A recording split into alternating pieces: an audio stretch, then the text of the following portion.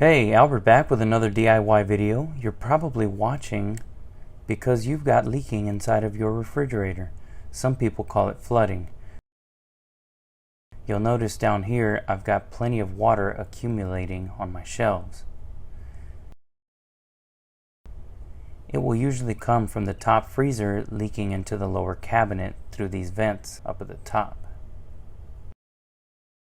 If you have a Kenmore Coldspot 106 like I do, you'll have to remove the icemaker first. If you have a different brand, these steps might be similar. Once the icemaker is off, remove the back panel. Mine was frozen solid, so you might have to use a flathead screwdriver to pry the back panel off. Lastly, I removed this clip that was attached to a green wire. I'll assume that was a grounding clip. And now we can remove the back panel.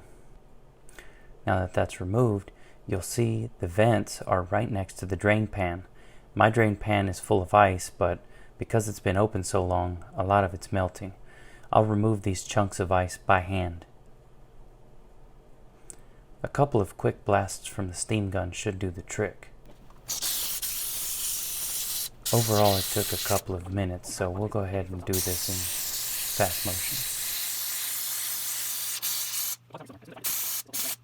One of the advantages to using a steamer or a steam jet is that you can put the nozzle directly into the drain hole and blast it with hot water.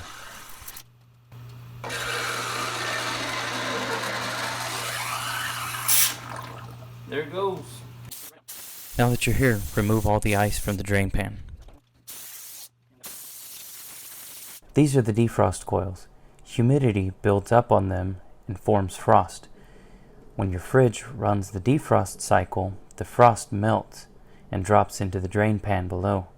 Because the melted frost is still really cold, over time it freezes the drain hole shut. It's been about 4 years since I last unclogged mine, and it took a good while before it froze shut again.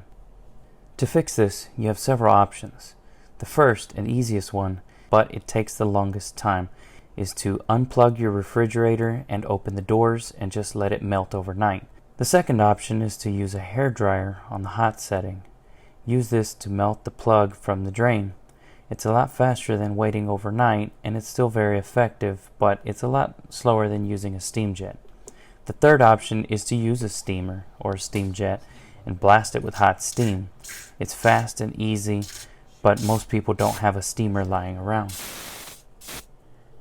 Now that we've removed the plug from the drain, we'll go ahead and put our back panel back on.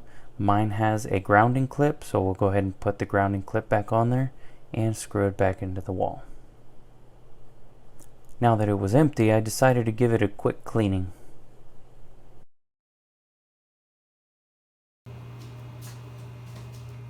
There you have it, folks. That's how you unclog a clogged drain inside of a Kenmore Coldspot 106.